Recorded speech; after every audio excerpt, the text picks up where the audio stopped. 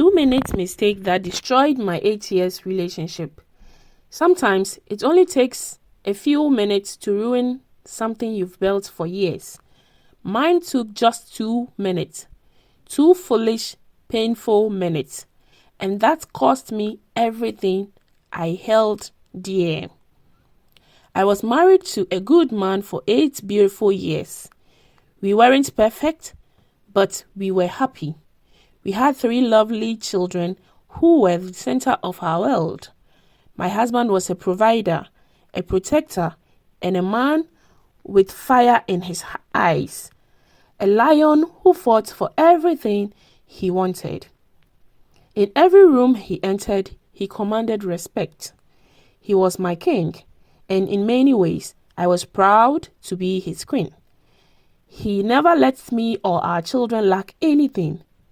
But then came that night, the night the devil handed me the same apple he once gave to Eve.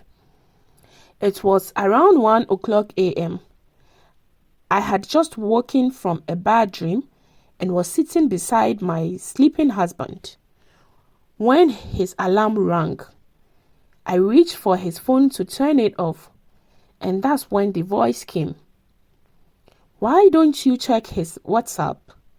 What if he's hiding something? I wanted to ignore it, but curiosity can be the most dangerous weapon, so I gave in. I opened his WhatsApp, and there it was, a chat, flirty words, a woman's name I didn't recognize. My heart broke in an instant. I felt betrayed, confused, angry. 1,000 thoughts raced through my head.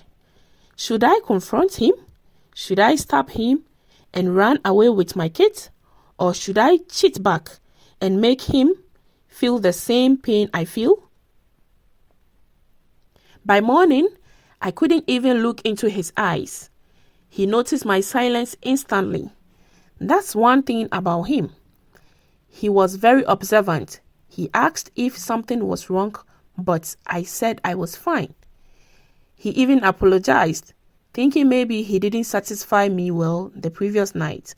But the truth, he was always amazing. My tiger who knew how to hunt and satisfy.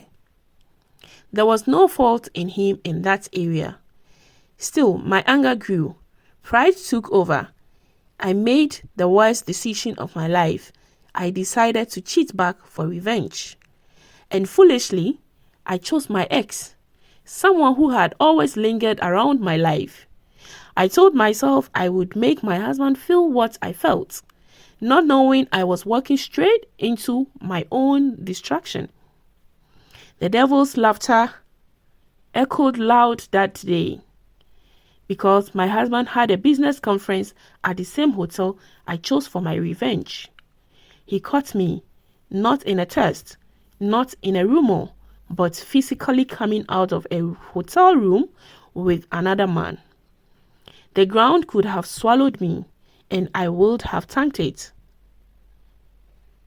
The shame was unbearable. My husband didn't create a scene. He just drove off. And that silence hurt even more. When I got home, my legs were shaking. As I stepped inside, his words were waiting for me. Go inside, pack your things, and leave my house.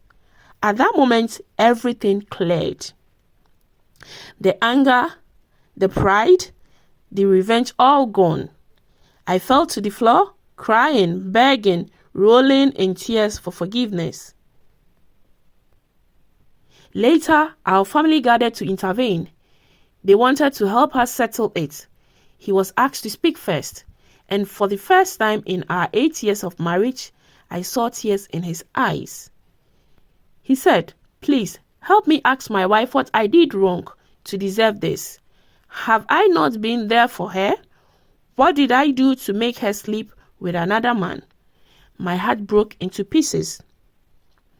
I tried to defend myself, saying, "But you cheated on me first. I saw it on your WhatsApp." Everyone turned to him. Calmly, he handed over his phone. They told me to show them the messages. I opened the chat confidently, and that's when my foolishness was fully revealed. The messages were real, but from years before we even met. I hadn't even checked the date.